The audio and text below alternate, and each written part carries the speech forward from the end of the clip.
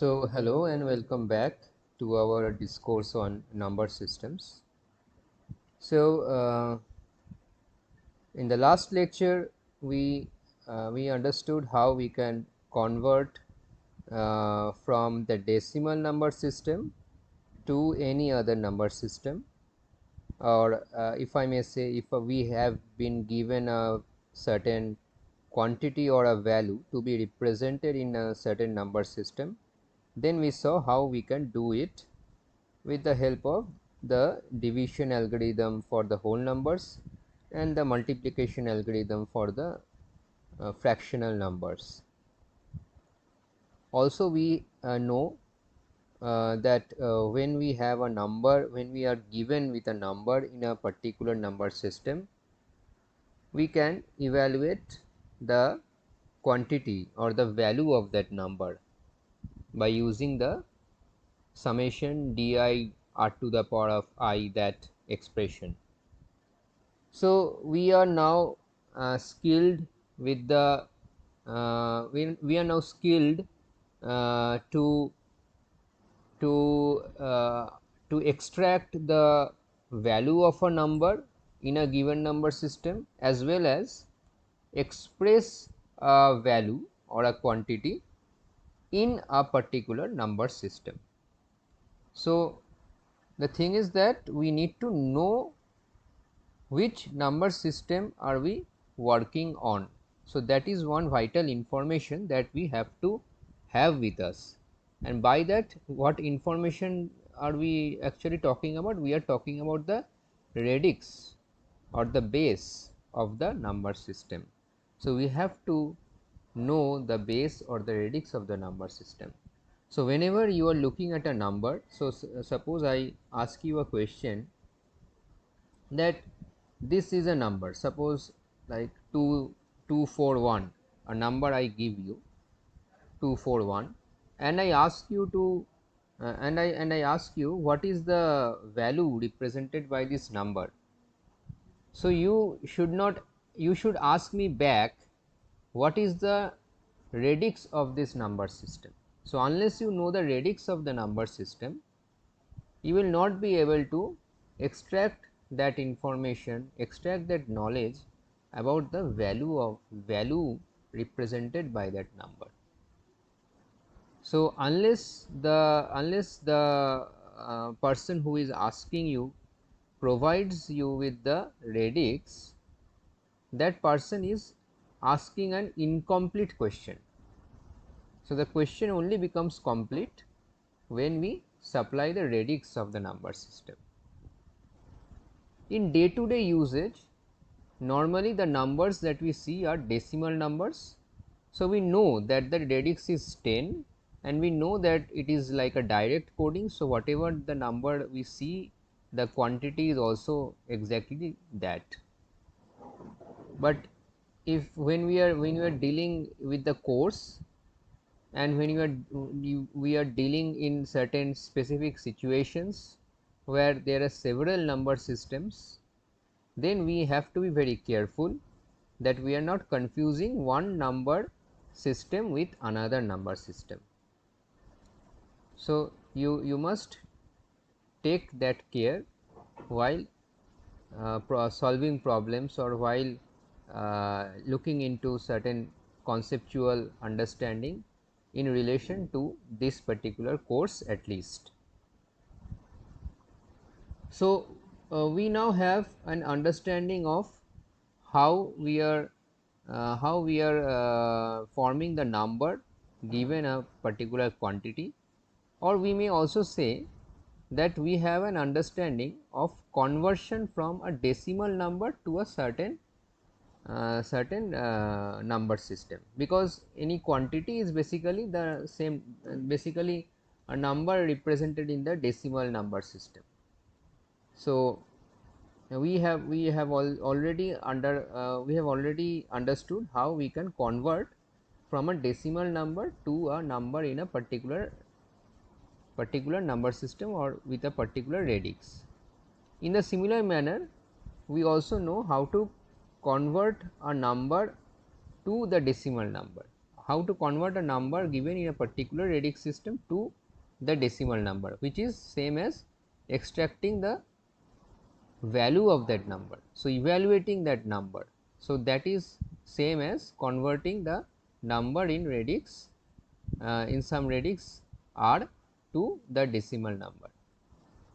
So, now if you are asked the question to convert a particular number represented in a particular number system, suppose in radix r1 to a number in radix r2, then how would you go ahead? Since you know that you can convert a particular number to decimal number and you can convert a decimal number to any other number system. So, the way to go is logically what has been represented in this block diagram. So, you convert the number in R1 to the decimal number by doing that summation algorithm. Then from the obtained decimal number or obtained quantity, you come to the number in radix R2 by going through the division and multiplication, if there is a fractional quantity, division and multiplication algorithm. So, this is the way to go.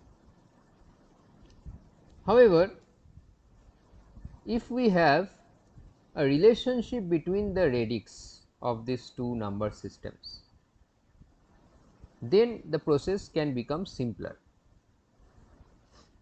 So, what we are talking about here? We are talking about a specific relationship between the numbers, between the number system, between the radix of the number systems. Like one is having a radix of R2 and another having R1, where R2 is basically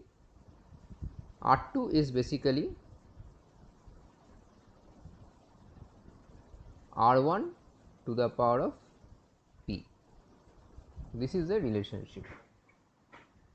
So, it is where P is a positive integer. So, it is the number, one of the radix is it is a power of another radix. So, if this is a situation, then one digit in R2 needs P digits in R1 base. Why I am saying so? I have already noted this in the last lecture. Let me again show you this once. So, suppose here we are having the R2, the R1 base and another as the R2 base. Now, in R1 base, so if we have a quantity, 0 to R minus 1, then it is in the, then it can be represented by the digits in the position 0. So, they can be represented in the position 0. So, all these quantities from 0 to R minus 1 can be represented, R1 minus 1 can be represented in the position 0. Okay.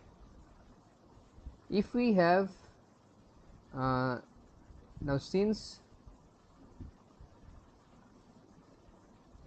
okay, so one thing I have done a bit mistake here.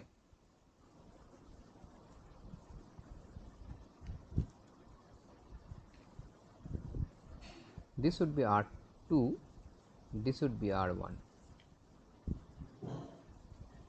So, if you are in the R2 base, in the first position, which is basically the 0th position, in the 0th position you are able to represent from 0 to R2 minus 1. However, since R2 is R1 to the power of P, suppose in our case, suppose P is equals to 3, suppose. So, since R2 is R1 to the power of 3, so in this range we are actually representing 0 to R1 to the power of 3 minus 1. So, this range is basically 0 to R1 to the power of p minus 1. So, if you want to represent this range in the R1 basis, obviously you would need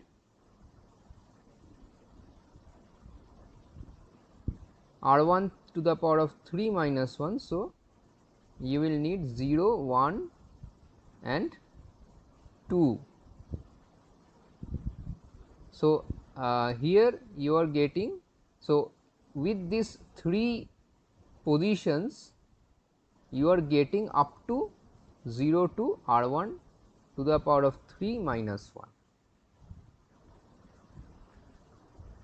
right,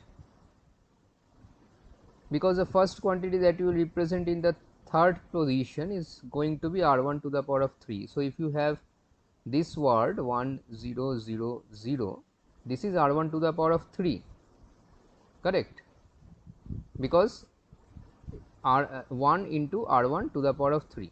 So, from 0 to R1 to the power of 3 minus 1 can be represented in with the first 3 positions, in the first 3 positions. So, this range which is covered, this same quantity, the range is same quantity. So, because R2 is R1 to the power of 3. So, the quantity range from 0 to R2 minus 1, which was covered in the R2 base by only a single position, the 0th position, now takes 3 positions 0, 1 and 2 to be occupied in the R1 base. The same range of quantities are, the same range of values can be represented in 3 by using 3 positions. So, we need to have all these 3 positions in order to represent any value between 0 to R2 minus 1, which is between 0 to R1 cube minus 1. Then you have the next position in R2, where you are able to represent from R2 to R2 squared minus 1.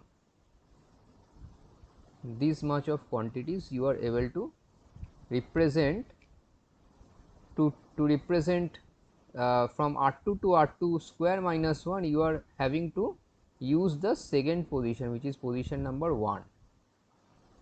So, this actually takes up now positions 3, 4 and 5, because with the help of 3, 4 and 5 you are able to go from R1 cube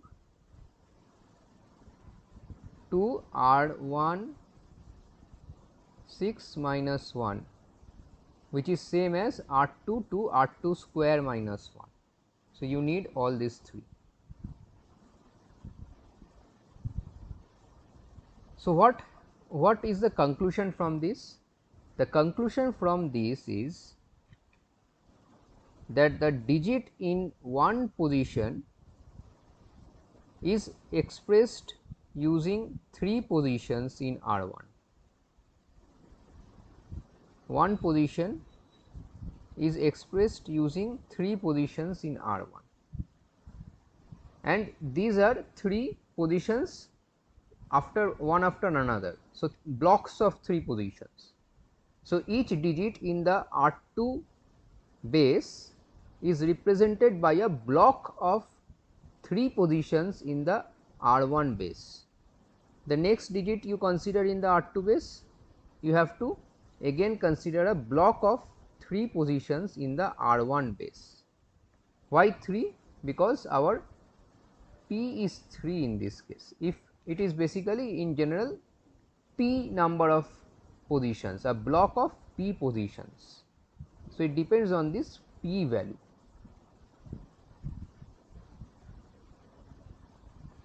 So, in the examples that you see now, so this is a conversion 7 represented in the octal. So, this is what we are trying to see also, that the maximum digit. So, you see that in the LHS also we are using the maximum digit in the particular radix, and in the RHS also you will find that if you want to represent the maximum digit in this particular base, you have to use all the digits which are the maximum digits in this particular base. So, in both sides the digits are the largest in the respective radix system. So, this is one observation that can be made. When this happens, when the radix have a relationship R2 equals to R1 to the power of p, only then. So, one thing is that in the R1 base you will have to use p number of digits for each digit in the R2 base, as well as the highest digit. If you want to represent the highest digit in the R2 base, the digits in the R1 base, all those p number of digits, in the R1 base are the highest digit in the R1 base. That is also one fact. So, you can observe this in all these examples. 9 is 3 square. So, in 9 what is the largest digit possible? 8. And what is the largest digit possible in base 3? 2. So, you see that this 8 in the 9 base is basically quantity 8. What is 2 in base 3? It is also the quantity 8. 3 into 2 plus 2, quantity 8. F is 15 in hexadecimal. So, it is like 15, it is like the largest digit in this base. So, you have to represent, we are getting the base 4. So, since 16 is 4 square, so we have to use 2 digits in the base 4. So, what would be those 2 digits? Since you are in hexadecimal, you are using the largest digit, which is 15, which is F. You have to use the largest digits in this system also, which are 3, and you can evaluate again that in this side also the quantity would be 4 into 3 plus 3, which is 15. So, the overall conclusion here is this, that each digit in the R2 base have to be separately expanded into p digits in R1 base. So, what you have to do, see, if it is not this maximum digit, then what? Then you have to evaluate what is this quantity. So, this is some quantity, right. So, if it is 7 perhaps. So, what is 7 in base 3? It is 2 1. 7 in base 3 is 2 1. So, you have to only understand or only evaluate the evaluate for this quantity only, not the entire quantity of the entire number. So, let us see some example. Like here we are doing a conversion from binary to octal. As you can all understand that in binary the base is 2 and in octal the base is 3, base is 8. So, 8 is 2 cube. That means 3 bits in binary can be combined and combined to form 1 digit in octal. Similarly, 1 digit in octal can be expressed by 3 digits, block of 3 digits in binary, and this is very simple. So, what you have to do, as you see here, what we are doing,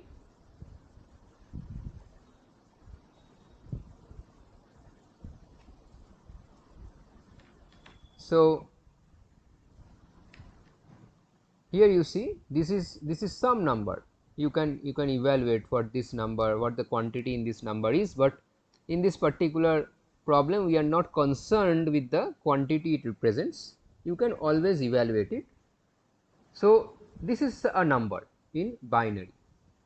If we need to express it in octal, what we need to do? We need to club three bits, club 3 bits or 3 digits. In binary they are called bits, 3 bits together.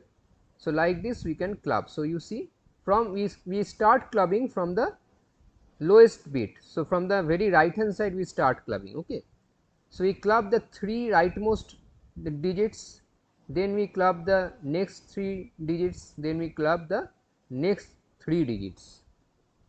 Now you notice here one thing, that this was having 8 bits.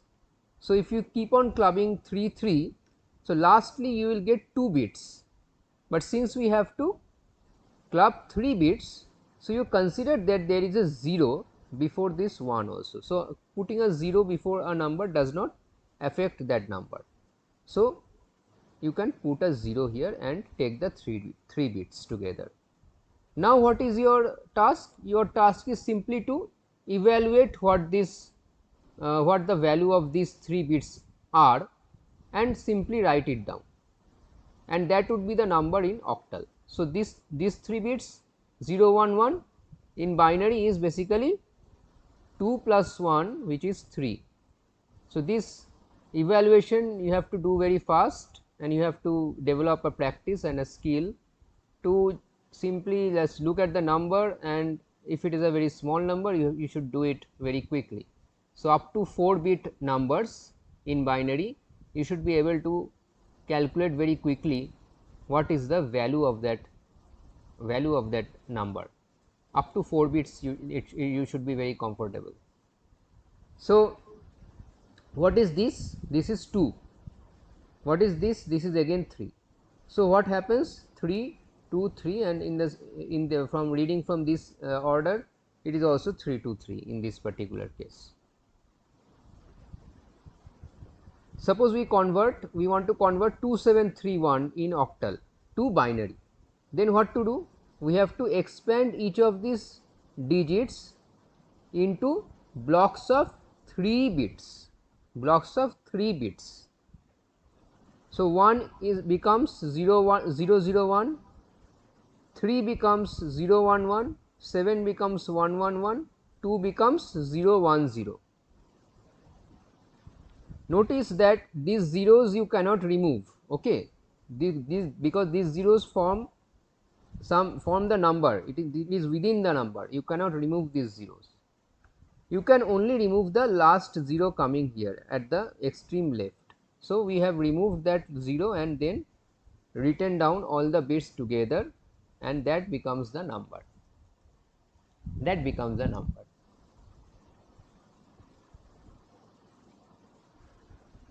So this is how you can convert from binary to octal. Similarly, binary to hex you can also convert.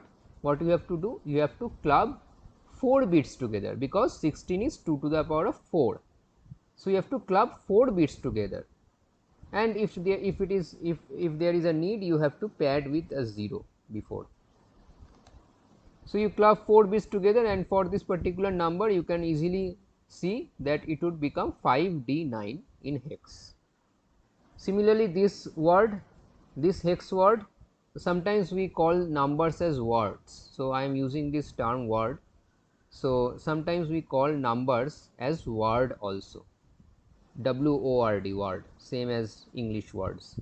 So this hex word CODE or C0DE actually, it can be converted to binary by expanding each of these digits into blocks of 4 bits. So you first express E, like E is what? E is 50, E is 14, E is 14. So 14 has been expressed in 4 bits, 1110. this is 8, this is 4, this is 2. So 8 plus 4 plus 2 is 14. D is what? D is 13, 1101.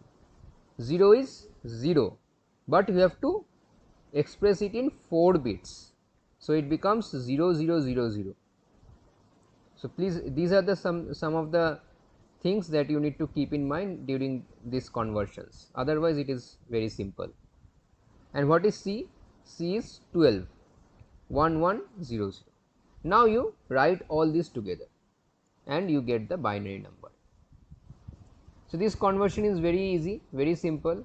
You can practice some random numbers on your own, conversions from one system to another. Only you have to keep in mind that you must have a relationship R2 equals to R1 to the power P.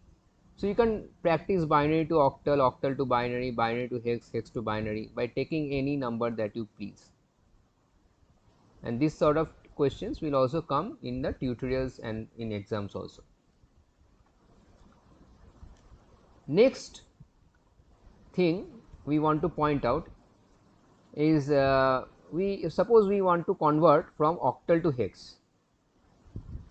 However, octal is 8, base 8 and hex is base 16 and they are not related with this relation R2 equals to R1 to the power of P, because there is no P which can with which 8 can be raised to get 18 to get 16, correct.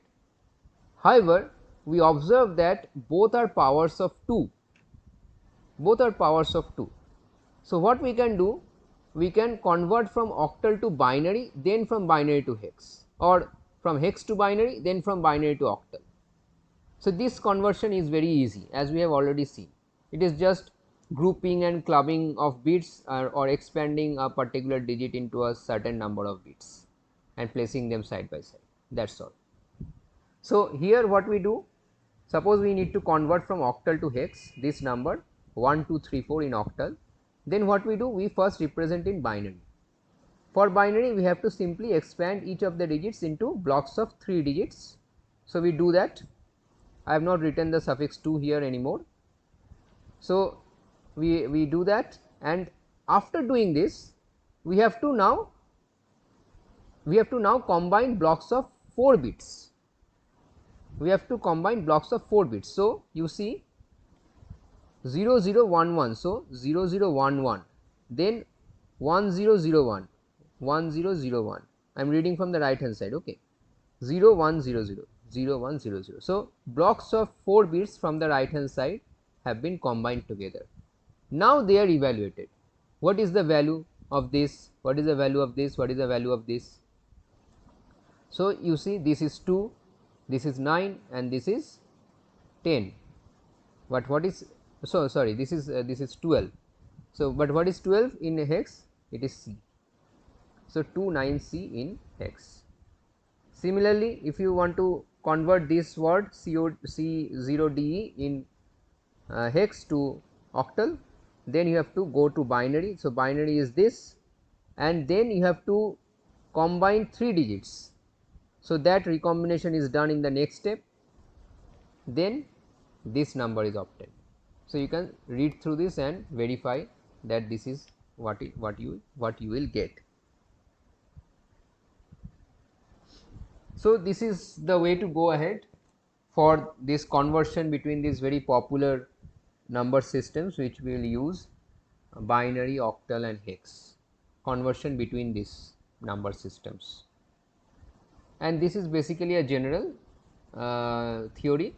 So if there is any radix R2 which is equals to R1 to the power of P, you can apply this same understanding and this same algorithm for those number systems also. Yeah, so we have considered the case where we are dealing with whole numbers. But what if there is a fractional number? That means there is a radix point. So it is the same. So we approach the same way, but we start the grouping from the right of the radix point. So in the whole numbers, we start grouping from the left of the radix point. In fractional numbers, we start grouping from the right of the radix point. and if necessary zeros are padded to the extreme right.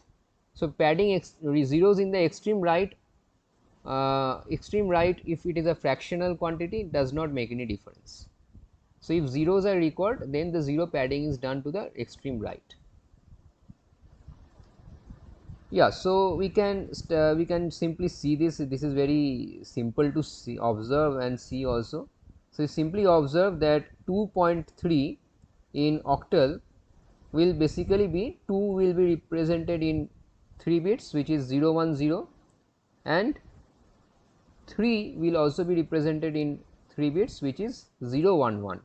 So, you see what is the result coming out in binary? It is 010.011. Now, this 0 is redundant, however, this 0 is not redundant. Okay.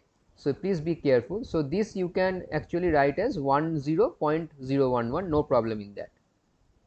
You can also write like this, it is also absolutely correct, but you should not remove this 0. So, please be careful, you should not remove this 0. So, till now no one has done this mistake for the course of the duration that I am teaching this course, but just I want to highlight this also every time I come across this point. So, the next one is this quantity, and you have to convert to octal and hex, suppose. Then for octal you have to combine 3 bits together. So, you combine this 101 together, what will come? 101 is 5, then we have 0 1 0, there is a 0. So, if you do not consider that 0, your answer will be wrong. So, you have to consider 3 bits together. So, you have to pad a 0 here and then consider, then it becomes 0 1 0, which is 2. If you do not consider that 0, it is becoming 0 1 only, and that is 1. So, your answer will be wrong. So, you have to consider the 0 padding, because you need to have blocks of 3 bits. That is why you have to consider the 0 padding. Similarly, here if you have converting to hexadecimal, then you have to consider 4 bits together. So, you consider the first 4 bits from the right of the decimal, right of the radix point. First 4 bits 1010, which is 10, having the value of 10. 10 in hex is A. So, you see A is written here. Then the next 4, however, you have only 1 bit here. So, you have to pad with 3 bits. 3 zeros are getting padded to give you a block of 4 bits. So, it becomes 1000, which is 8, and you write 8. So, unless you pad with the 3 zeros, you would write as 1, but that will be wrong. So, you have to pad with the 3 zeros to get the block of 4 bits and then evaluate it, and then you will get the right answer, which is 8. And you can convert back. So, if you convert back octal and hex, you will see you are getting this. Of course, there will be a 0 here, and there will be 3 zeros when you are converting from hex to binary, but those additional zeros when you come to binary can be removed, because they are zeros to the extreme right.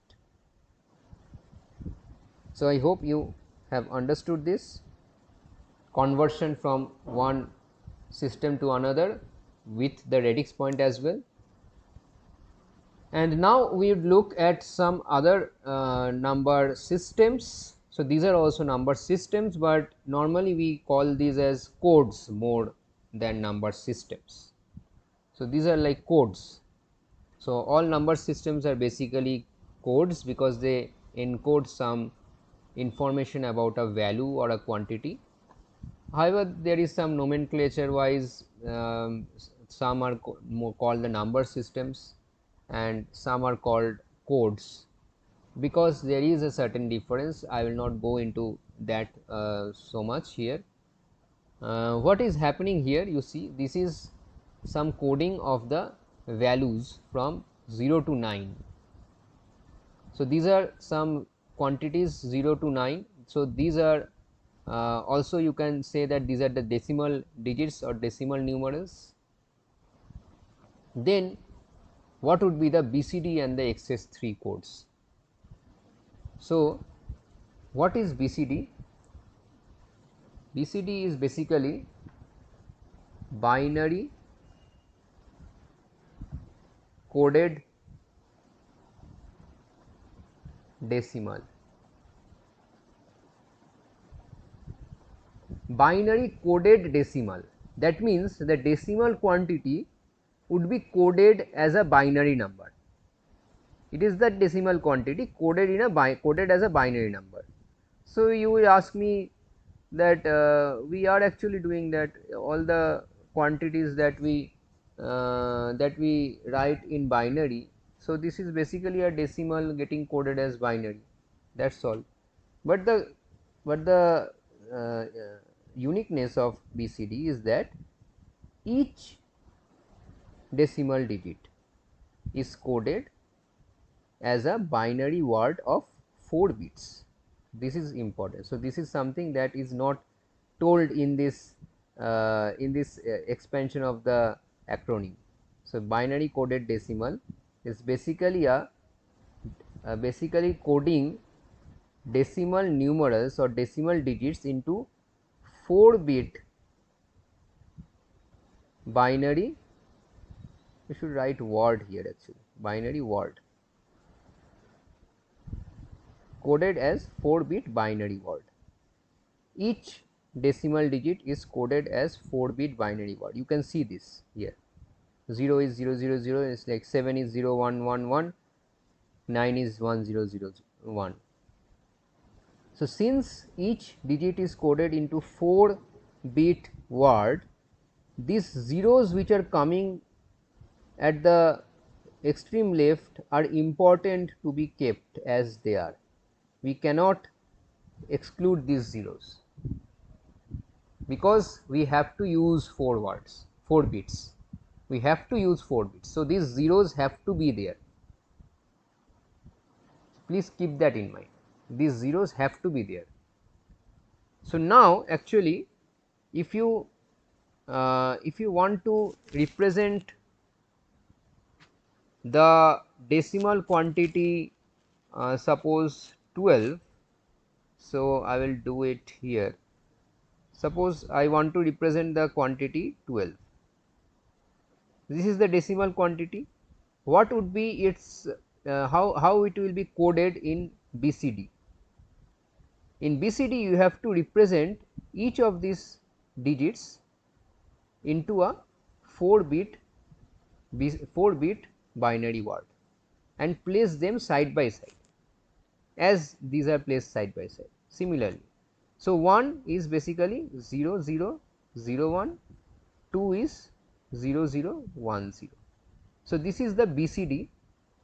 This is the BCD word of 12.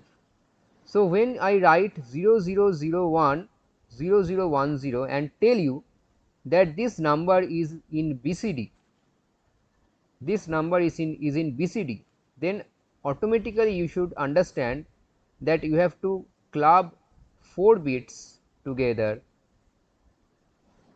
and then express each of these bits values, and you will get the quantity it represents. So, this is the uniqueness of BCD. Each decimal digit in the decimal word is converted into a 4 bit binary word and they are placed side by side. So, whenever you see a binary word, you must not be fast to react and evaluate its quantity from now on.